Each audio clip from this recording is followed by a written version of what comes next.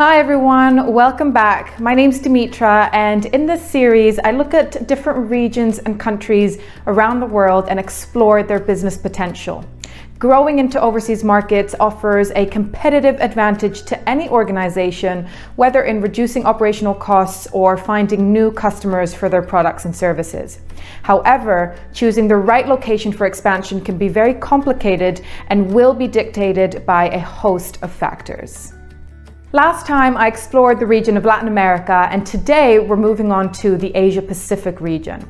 The list of countries that fall into APAC can vary by context, but in general it's considered that APAC includes East and South Asia, Southeast Asia, and Oceania.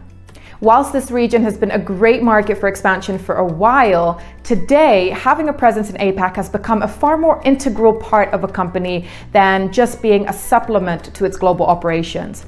And this market is more open than ever before to investment and expertise.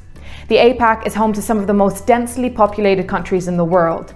Ranking first is China with 1.44 billion people. Ranking second is India with 1.38 billion people. And ranking third is Indonesia with over 273.5 million people.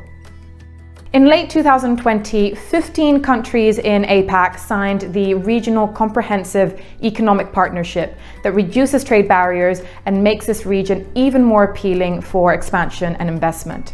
In addition to this, local governments have developed a variety of incentives that show that they have a real intention to attract investment, not least to return their economies to health following the COVID-19 pandemic. So I'm going to break down the different areas of this region, tell you a lot more about them, and discuss some of the incentives that they've introduced. First up is East Asia. East Asia is home to some of the world's leading expertise in high-end electronics research and development and manufacturing, found in Taiwan and South Korea. Also, Hong Kong's simple and favorable tax system and lack of controls of foreign exchange has made it a major global financial hub. Furthermore, Japan is a world leader in patent registration and research development and boasts one of the world's largest economies in terms of GDP.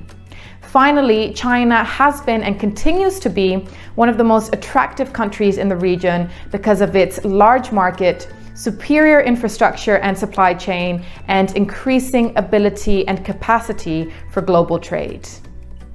Next, let's talk about ASEAN, the Association of Southeast Asian Nations, which was established with the aim of advancing the economic growth, social progress, and cultural development of the region. As the EU's third largest trading partner after the US and China, and with a population of over 600 million people, strong free trade agreements, and a huge base for manufacturing, especially since the deterioration of relations between China and the US, ASEAN is not only considered a hub from which to access the broader APAC region, but also boasts its own fully fledged and influential market. Finally, let's talk about Oceania. Whilst in some countries in Oceania, companies may admittedly face some challenges, Australia and New Zealand offer a huge array of appealing factors to companies, including safe and familiar business structures, the use of English, world-beating education and research institutions, solid infrastructure, excellent agriculture and resource extraction, top quality manufacturing, research and innovation, and of course, a lifestyle that is hugely attractive for its residents. Australia and New Zealand represent a safe and familiar haven from which to do business with the APAC region, especially since the rise in geopolitical tensions in China. All of these areas in the APAC region offer their own set of incentives, ranging from subsidy programs, tax super deductions, reduced income tax rates, corporate tax exemptions, concessionary rates, enhanced capital allowance, tax depreciation, and cash grants. They're designed to retain and attract investment, encourage innovation, and create new jobs. As a whole, APAC has a very strong manufacturing and supply chain focus and has had some of the highest GDP growth rates in recent years. This, combined with a growing consumer market, growing middle class, cheap labor force, Ever-improving infrastructure and numerous incentives means that the region continues to entice businesses from around the world. However, with so many varying benefits and incentives across the region, it can be a very difficult maze to navigate and one that companies shouldn't be doing alone.